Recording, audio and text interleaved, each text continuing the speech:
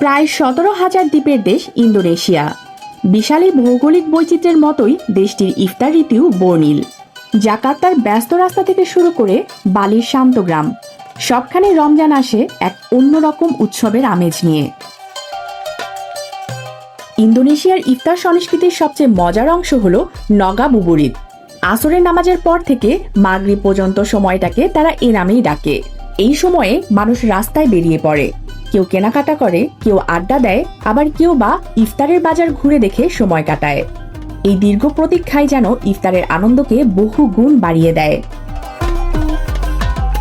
ইন্দোনেশিয়ার ইফতার শুরু হয় তাকজিল দিয়ে। খুব জলদি তৈরি করা যায় খাবার বা খুব তাড়াতাড়ি আয়োজন করা যায় খাবারগুলোই তাকজিল খাবারের অন্তর্ভুক্ত। এই তালিকায় সবার উপরে থাকে কোলক, কলা, মিষ্টি আলু আর তাল শাঁস দিয়ে তৈরি নারিকেলের দুধের এই মিষ্টি স্যুপটি ইন্দোনেশিয়ার ইফতারের অবিচ্ছেদ্য অংশ। আবহাওয়া অনুযায়ী এটি গরম কিংবা ঠান্ডা উভয়ভাবেই বেশ তৃপ্তি নিয়ে খাওয়া হয়।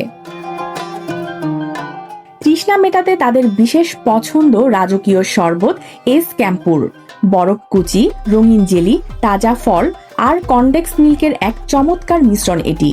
সারাদিনে রোজা রাখার পর এক গ্লাস এস ক্যাম্পুর নিমেষেই শরীরের প্রশান্তি এনে দেয়।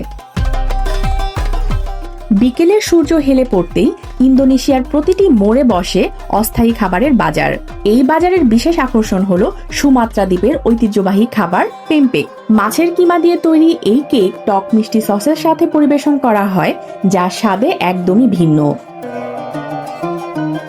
আর ভাজাভুজি ছাড়া তো আমাদের মতো তাদের ইফতারও যেন জমেই না।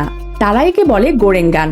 বিভিন্ন ধরনের সবজি বা কলার চপ, যাকে তারা বলে পিসাং গোরেং, এগুলো তাদের ইফতার টেবিলের নিয়মিত অনুষঙ্গ। মচমচে এই খাবারগুলো ছাড়া ইন্দোনেশিয়ার ইফতার বাজার যেন তার প্রাণ হারায়। ইন্দোনেশিয়ার ইফতার মানেই রঙের খেলা আর মশলাদার খাবারের সুঘ্রাণ। হাজার দ্বীপের এই দেশটিতে বুকু বেরসামা বা সংক্ষেপে বুকোবের সংস্কৃতি অত্যন্ত প্রবল। বন্ধু বান্ধব, পুরনো স্কুল জীবনের সহপাঠী বা সহকর্মীদের নিয়ে দল বেঁধে রেস্টুরেন্টে ইফতার করাকে তারা একটি বড় সামাজিক দায়িত্ব মনে করে। রমজান মাসে জাকার্তার রেস্টুরেন্টগুলোতে জায়গা পাওয়া প্রায় অসম্ভব হয়ে পড়ে।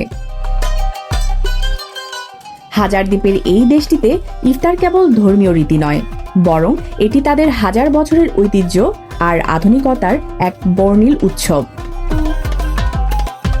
স্মিতা ইফতেখার, ডেস্ক রিপোর্ট, আলোকিত স্বদেশ।